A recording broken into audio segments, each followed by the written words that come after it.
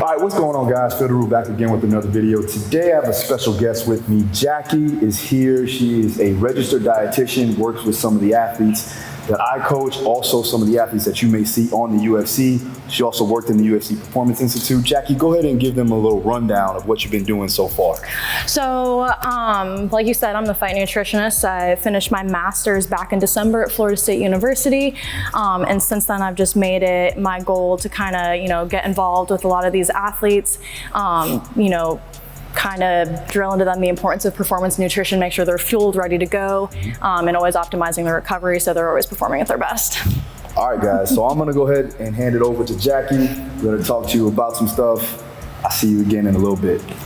All right, guys, so today I wanted to talk to you about best foods to eat for recovery after training. But first, I kind of want to go over really quickly what's going down in your body when you're exercising. So when you're exercising, we're breaking down muscle tissue and we're also breaking down a lot of glycogen. Glycogen is going to be that stored form of carbs in your muscles that provides you with energy during training. Now, depending on the intensity of the training, if it's really high intensity, we're utilizing a lot of that glycogen. If it's a little lower intensity, we're using up some of it. But in order to maximize our recovery after training and continue on with further training sessions in the day, we need to replete those sources. It's really important to consume both protein and carbohydrates.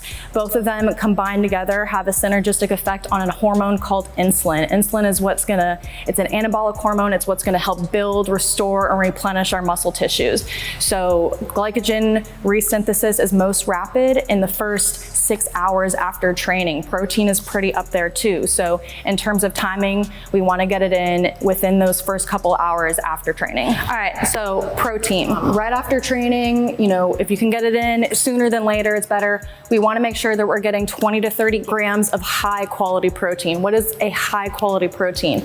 A high quality protein is going to be a protein that contains all your essential amino acids. So that's going to be most commonly our animal protein. So chicken, fish, beef. You want to really optimize that recovery. Salmon's a really great option because it's very high in omega-3s. Omega-3s are anti-inflammatory, meaning they decrease inflammation in the body. So not only are you getting your protein source, but you're helping decrease some of the inflammation in your body as well. If we're talking in terms of supplements, a whey protein is going to be better than a casein protein, mostly because whey protein is absorbed much more quickly than casein protein. All right, so the next thing that we always want to consume after a workout is also going to be carbs. We talked about how this protein plus carbs creates this synergistic effect on our hormones to maximize our recovery, repair of our tissues. How much carbs? So according to the research, in order to maximize this, what we call glycogen resynthesis, we want to consume 0.7 to 1.2 grams per kilogram of body weight for carbs. Now, to put that more simply without doing the math, just take your body weight and divide that by 2, and that's how many grams of carbs you should try to get in after a workout. So let's say you weigh 200 pounds, you want to get in 100 grams worth of carbs after that workout. And when you put that in terms of food, if you think about it, 1 cup of rice equals about 40 grams of carbs. So if you weigh 200 pounds and you have to get 100 grams of carbs in after your workout, try putting that in food. That might be a lot for one individual. So this is in terms where, going to supplements might be more practical. And again, this range is going to be dependent on every individual, also depending on the intensity of your workout. If it is a strength training session, it is low intensity, you're not utilizing as much carbs for energy. So therefore, a lower range might be more acceptable. If you are doing a very high intensity workout, it's all out as hard as you can go for several hours in order to maximize your stores after training and really get that great recovery, you might need that higher end. And of course, this is also going to depend on how many training sessions you have in a day.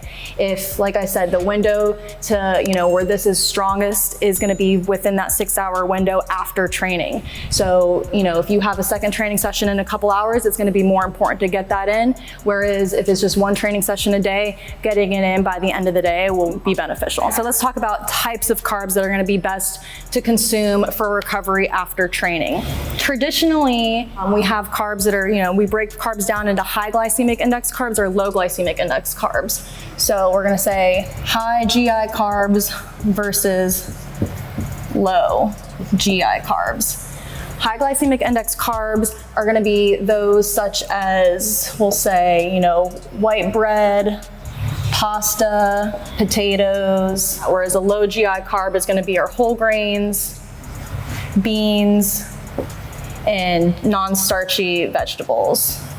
So basically what these means is our high glycemic index carbs are going to be broken down very quickly and absorbed into our system as quickly as well, whereas our low GI carbs take a little bit more time to be broken down. If it's things like whole grains and beans, they contain something called fiber. Fiber is going to slow the digestion of how those sugars get into your system. So again, it might be a little counterintuitive to, well, isn't it more healthy to eat vegetables and whole grains after training? Well, the answer to that for most people is yes, if we're trying to maximize our recovery and especially replete any glycogen that we have lost during training for the next training session in the day. Switching to high glycemic index foods are going to be better. So getting in that white pasta, those white breads, potatoes, oatmeal, things like that. Some fruits that might be really great to incorporate in your post-training meal, post-training snack, whatever it is, bananas, applesauce, those things are broken down really quickly. If we want to help decrease inflammation, consuming foods very high in antioxidants such as blueberries, strawberries, raspberries, cranberries, cherries are going to have that anti-inflammatory effect to help reduce a lot of the inflammation after training. Now again, if we're getting into supplements, the inflammation after exercise helps induce adaptive changes within our body so we can continue to exercise under stressful conditions. So food like supplements that are very high in antioxidants such as like tart cherry juice are going to be best consumed after I would say maybe 30 minutes to an hour after training. Now again, they're really high in antioxidants. It's going to help decrease that inflammation, but a super mega dose right after training may not be the most beneficial because we do want some of that, inflammation effect to help create the adaptations for exercise. If we're talking about vasodilators, beetroot juice is also really great. In terms of timing, it's going to be best to consume it before exercise because it's going to help. It's a vasodilator, it's going to increase the blood flow. You don't want to take it too close to training so you're not puking up red all the time. But in terms of a recovery, combining it, maybe 30 minutes to an hour after your workout might also be beneficial. It's a vasodilator, so it's going to expand your blood vessels, promote blood flow, which is going to, increase nutrients to those muscles to help decrease inflammation and promote recovery. All right, so that pretty much sums up everything today. I hope that was really informational for you guys. If you want more videos like this, leave comments below, like, subscribe. If you want to follow me, I'm on Instagram at The Fight Nutritionist. DM me with any questions, give me a follow. I'm also on Facebook and Twitter as well.